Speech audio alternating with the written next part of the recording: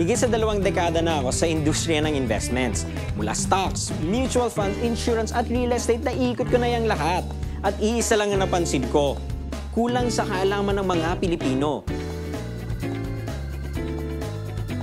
Ito ngayon ang layunin ng aming programa, ang palaguin ang kaalaman ng mga Pilipino upang maayos nilang maipundar ang pera nilang pinaghirapan.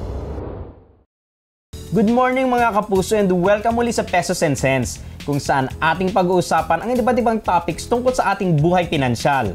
In the previous weeks, we took a look at some of the investment options available dito sa Pilipinas. Tinignan natin ang stocks, mutual funds, at insurance. Kaya this week, titignan naman natin yung dapat nating iwasan, ang investment scam. So today, yun ang ating goal. How do we determine if the investment opportunity being offered to us is legitimate or not? Ano ba ang mga sign ng isang bagay as scam o hindi? Unang-una sa lahat, huwag mag-invest sa bagay na hindi mo naiintindihan. Parating tatanungin ang what, how much, when, at how. What? Ano ang pangalan ng investment? Kapag narinig mong medyo konektado na siya sa isang nabalitaang scam, iwas na.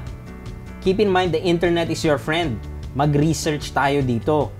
Kung may naloko na sa scam na ito, malamang mahahanap mo na ito online. How much? Magkano ang kailangan mong ibigay at magkano ang kikitain mong percent of return? Huwag masilaw sa mataas na percentage. Kung masyadong malaki ang ipinapangatong kita, mag-isip-isip ng mabuti. Either scam yan or illegal. Kung tingin mong it's too good to be true, malamang tama ka. When? Kailan ka kikita? Kung pinapangakong yayaman ka sa loob ng ilang buwan, magduda ka na. Unless manalo ka sa loto, walang investment ang makakapag-guarantee ng pagiging instant millionaire. How? Paano ka ba kikita? Dapat maintindihan mo kung paano ba talaga kikita ang pera mo. Kung hindi mo maintindihan ang business at hindi nila maipaliwanag ito ng maayos, iwas ka na. Laging tandaan, kung may hindi nalalaman, magtanong. Walang masama maging makulit, lalo na't pera natin ang pinag-uusapan. At lalo na pag may guarantee na binibigay sa atin. Ako nga, as a licensed stockbroker, bawal sa akin magbigay ng guarantee. Illegal yon. Keep that in mind, and also keep in mind that when something sounds too good to be true, then it probably is. Good morning and welcome back sa Pesos and Cents. Ngayon, pinag-uusapan natin mga scams. And here on TV, while you're at home, it's easy to say that we will never be a victim, na madali naman iwasan yung mga ganyan. That's why we are very fortunate to have with us today Professor Maury Cabrido of Adamson to discuss with us what happened to him and how he fell victim to one of these scams. So, good morning, Professor Maury. And thank you very much for agreeing na pumunta po dito sa show namin today. Good morning, Aya.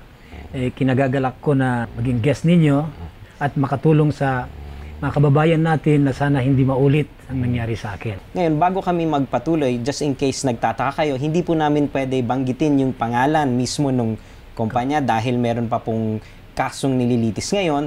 So we are prohibited from mentioning by name. But in spite of that, I think that the scheme and the promises that were made are very, very similar. So, saan po ba nanggaling yung pinasok nyo? Galing ba ito sa sweldo nyo? Well, ang pinakamalaking bahagi ay yung buong retirement ko. Sapagkat nung ibigay nila sa akin, buo na ibigay.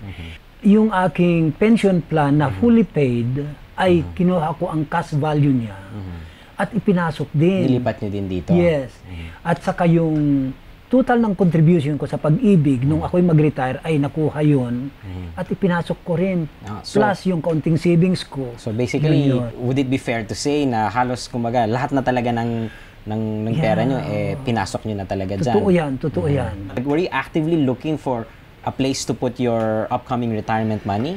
I'm not used to holding money. I was ignorant to investments until may isang bisita sa club namin na nagbigay ng isang talk. He gave a talk, educational talk. Ang title niya, Let Your Money Work For You. Alam ko na kung pabayaan lang sa bangko, ang liit ang Maliit lang yun kasi sa isang taon. Kailan to, mga 2007, mga 2% Yes, lang a year ang 2006. makukuha nyo lang. Tapos Yes.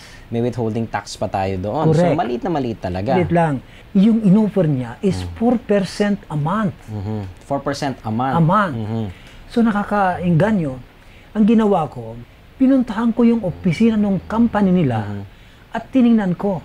Pinakita sa akin paano ginagawa nila yung system nila. Yung system, yung scheme na paano kikita ng ganon. Ang pinangako po sa inyo is 4% a month Oo. and compared dun sa 2% a year na yes. makukuha nyo, ang laki no? Kasi parang sa isang buwan pa lang, halos 2 taon na yung kikitain ng Yes. pera nyo kung iiwan nyo lang sa bangko. Sa 2 taon, sa totoo lang, maduduble yung pera. Ang ginawa ko, pumunta ako sa opisina nila at tiningnan yung opisina, ang ganda naman. At ipinaliwanag sa akin sa magitan ng computer kung paano nangyayari yung foreign currency trading at paano kikita ng ganong kalaki. Ganong kalaki. At ako yung napaniwala. Mayroon siyang scheme na ipinakita sa akin paano lalaki yung pera 4% monthly kung paano lumaki yung pera month by month. Nagpunta pa ako sa Security and Exchange Commission. Sa SEC mismo. SEC Sa SEC mismo. mismo. At tinanong kung kinumusta yung kumpanya na yan. At sabi nila, Sir, 5 taon na yan na nag-ooperate at wala naman silang kahit isang cheque na tumalbog. Ipinasok ko ngayon ang unang 2 kontrata ko. Ang isa, tinatanggap ko ng yung 4% every month, tinanggap ko yon. Yung isa na 300,000 ay roll over. So, niro-roll lang, niro-roll yun. Roll over. I guess, yun yung isa ngayon. Nung una naman, nakakapagbayad mo sila. May natatanggap naman kayo sa simula. Oo naman. Oo naman. So, talagang lumalakas din talaga yung loob niya kasi may pumapasok naman na pera. At saka lahat ng ibang nag-invest, Maganda rin yung sinasabi. maganda na sinasabi. Kaya, wala akong duda na wala ako ng... Wala man lang pumapasok sa isip nyo. Tapos parang siguro at that point, you were thinking that, this is the answer. That this will make my life better. Kasi yun naman ang talagang gusto natin. Siyempre naman, di ba? Lahat naman tayo gusto umasenso eh. Sino ba naman tatanggi na ito na, darating na sa'yo, let your money work for you, your money is working for you, na tingin ko ay legal naman. Kaya, wala akong duda. Wala kang duda. Wala akong duda. Pero, yun nga sinabi niya din, nung una naman, may pumapasok. Tumatanggap ako talaga ng 12,000 per month. 12,000 a month. Oo. So, yun ay naidadagdag sa aking pang-araw-araw na gastusin, bayad sa mga kaya ng pag-upa, kung ano-ano. So, medyo gumanda ng kaunti yung buhay. Pero yung balance, yung isa pa, yun yung parang umiikot ng umiikot. Yung umiikot, nagro-roll over yun. Tapos, pinapakita naman sa inyo na every month, supposedly, lumalaki yung nakatabi nyo. Kaya nga nanlalaban ako at pinagdidiinan na ito ay scam sapagkat sa totoo lang, nabalitaan ko na ang talagang original na permit nila pala, ang business nila, ay hindi naman pala foreign currency trading, kundi second-hand car trading. Parang ang layo naman talaga. Ang layo naman talaga. So magandang usapan natin today at mahaba-haba pa yan. Pero break muna tayo, kaya dyan lang kayo, magbabalik ang Pesos and Cents. Talagang sakit noon dahil first time na nagkaroon ako ng perang ganun tapos nawala pa.